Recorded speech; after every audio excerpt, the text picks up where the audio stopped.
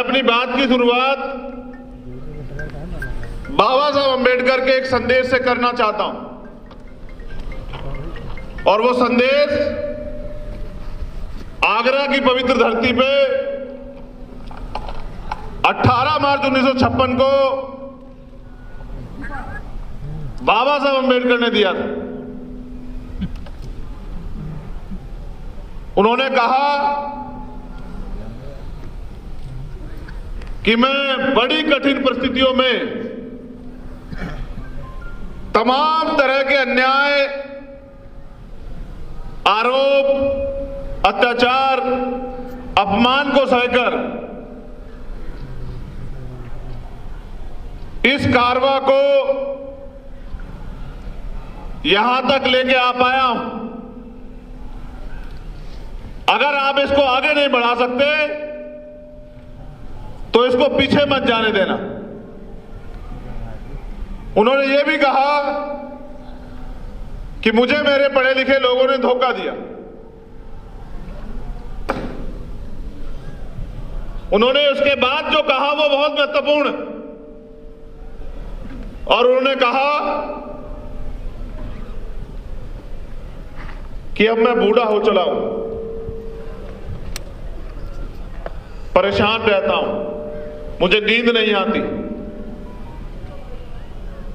मैं अपने जब चारों ओर देखता हूं तो मुझे एक भी नौजवान नहीं दिखाई देता जो इस तंबू का बंबू बनके इस आंदोलन को आगे ले जा सके। ये बात बाबा साहब अम्बेडकर 56 में कह रहे हैं। कब कह रहे हैं? 56 में। और किनके बीच में कह रहे हैं? ये बात बाबा साहब अपने उन अनुयायियों को भी कह रहे हैं जो उनके साथ काम कर रहे थे। ये सिर्फ समाज को नहीं कह रहे हैं, ये बात बाबा साहब अम्बेडकर अपने अनुयायियों, अपने सहयोगियों को भी कह रहे हैं। वो उनको भी आईना दिखा रहे हैं कि आज मुझे मेरे चारों ओर कोई एक भी नौजवान ऐसा दिखाई नहीं देता जो इस आंदोलन रूपी तंबू का बंबू बनके इस आंदोलन को आगे बढ़ा सके। यानी कि जो साथी उस समय काम कर रहे थे बाबा साहब के साथ, बाबा साहब उन पे भी भरोसा नहीं कर पा रहे थे कि इसको आगे बढ़ा देंगे। वो कहते अगर कोई ऐसा नौजवान खड़ा हो जाए और इस आंदोलन को आगे बढ़ाए तो मैं भी चैन से मर सकूं। वो इस देश के नौजवानों से आह्वान करते हैं कि उठो, जागो। अपने लिए तो पशु पक्षी भी जी रहे हैं, श्रेष्ठ जीवन जीना है तो समाज के लिए जियो। आज भीम आर्मी वही तो कर रही है। आज अगर पूरे देश में के अन्याय होता है तो पुलिस से पहले किसको आम आदमी याद करता है? बताओ। भीम आर्मी को। और जिसकी पुलिस से भी उम्मीदें खत्म हो जाए वो किससे उम्मीद करता है? जिसकी सरकार से भी उम्मीद खत्म हो जाए वो किसके संघर्ष से उम्मीद करता है? और ये मेरी ताकत नहीं है, ये इस मंच की ताकत नहीं है, ये ताकत है उस कोने में और वहां सामने बैठे हर एक कार्यकर्ता की, जो न दिन देखता है, न रात देखता है, न सुबह देखता है, न शाम देखता है, न धूप देखता है, न बारिश देखता है, ना भूख देखता है, ना प्यास देखता है। बस उसको एक आदेश या एक जानकारी मिली होती है कि मेरे समाज पे, इस बहुजन समाज पे कहीं अत्याचार हुआ है। फिर उसको रोकने वाली ताकत जो है वो फिर सरकार के पास नहीं। इसी क्रम में यहां सीएचए के भाई बहन भी आए हुए हैं मेरी जानकारी में।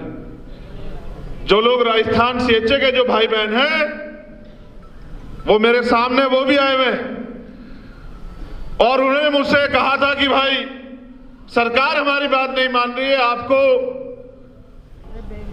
हमारा साथ देना होगा। मैंने उनसे वादा किया था कि हमारा अधिवेशन खत्म हो जाने दो, इस राजस्थान सरकार की भी अकल ठीक करने का काम भीम आर्मी के लोग करेंगे।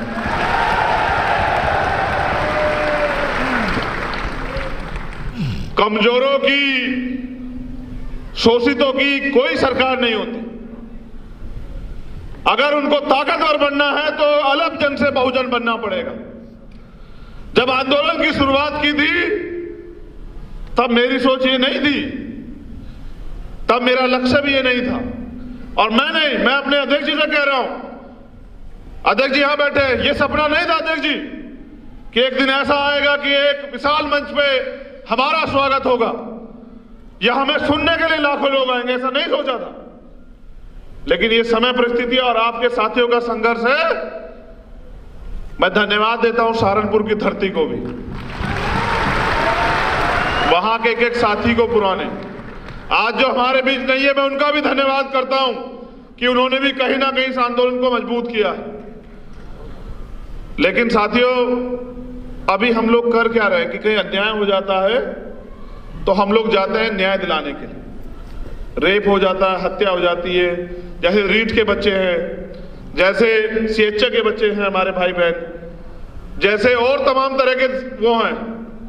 तो हमारी प्रक्रिया क्या होती है कि जब कोई अन्याय होता है तो हम उनको न्याय दिलाने जाते हैं। तो एक सवाल जो हमारे साथियों ने मुझे दिया कि भाई ये जरूर बता देना कि हमने पार्टी क्यों बनाई, तो उसका जवाब ये है मेरे शब्दों में।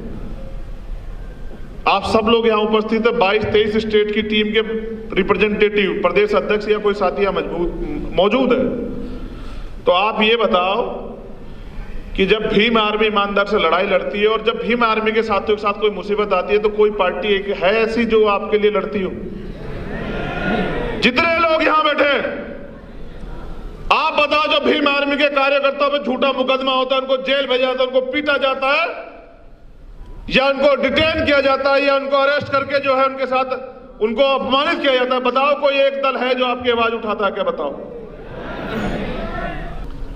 आज मैं दलितों की तरफ से नहीं बोल रहा हूं,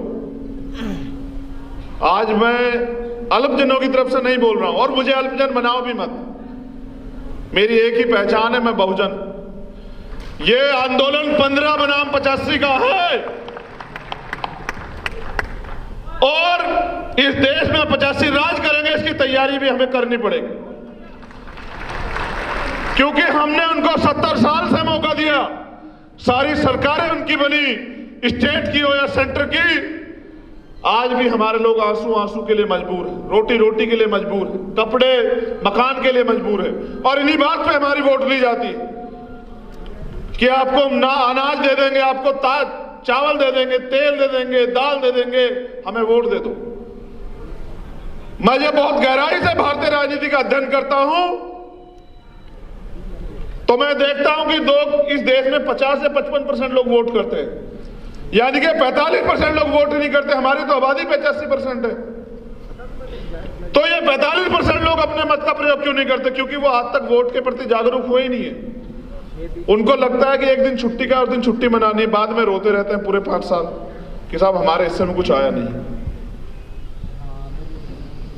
जब तक हम लोग जाति के जंजाल से बाहर निकल के बहुजन नहीं बनेंगे, इस देश के SC, ST, OBC माइनॉरिटी को संगठित नहीं करेंगे, तब तक हम लोग इस देश में रोते ही रहेंगे, चिल्लाते ही रहेंगे। इसके अलावा कोई चारा नहीं। और आपके रोने चिल्लाने से कोई सरकार नहीं पिघलती। इसका उदाहरण यहां CHA के बच्चे बैठे हुए, इसका उदाहरण उत्तर 1000 शिक्षक भर्ती के बच्चे बैठे हुए कि वो रोए भी, चिल्लाए भी, पीटे भी, भूखे भी रहे, प्यासे भी रहे, लेकिन सरकार को दया नहीं आई, क्योंकि सरकार का चरित्र एक होता है। ये हमने राजस्थान की सरकार से सीखा। मैं धन्यवाद देता हूं राजस्थान की सरकार का कि उन्होंने हमारे हौसले और बुलंद किए। और मैं अपने राजस्थान के प्रभारी और उनके नेताओं को, जो राजस्थान प्रदेश के भीम आर्मी आजाद समाज पार्टी, कहना चाहता हूं कि अगर अब भी वो दोबारा से वो सरकार सत्ता में आई तो फिर वो अपमान बरकरार रहेगा, जो अपमान उन्होंने जो है इस बार हमें सूद समेत दिया है, उसका भी इंतजाम आप लोगों को करना पड़ेगा। साथियों, जब तक हम लोग कैडराई नहीं थे तब तक हम लोग क्राउड थे। भीड़ होती है। 2022 में सोचिए कि दोबारा से जीने का मौका मिला। कठिन समय था, मुझे भी बहुत वो लगा, मैंने बहुत मेहनत की थी, आप सब लोग जानते हैं। कोई ऐसा आंदोलन, एक आंदोलन ऐसा नहीं जिसमें मैंने कभी आपको निराश किया, व्यक्तिगत रूप से कह रहा हूं। इस मुहिम में ये पूरी भीम आर्मी है। मैं इनकी तरफ से नेतृत्वकर्ता के तौर पे बोल रहा हूं, कोई एक आंदोलन ऐसा है जिसमें भीम आर्मी के लोगों ने पीठ दिखाई हो? कोई एक ऐसा मामला है जहां भीम आर्मी के लोगों ने जेल या मुकदमे के डर से घर की तरफ रास्ता किया हो? मुझे तो आज भी वो याद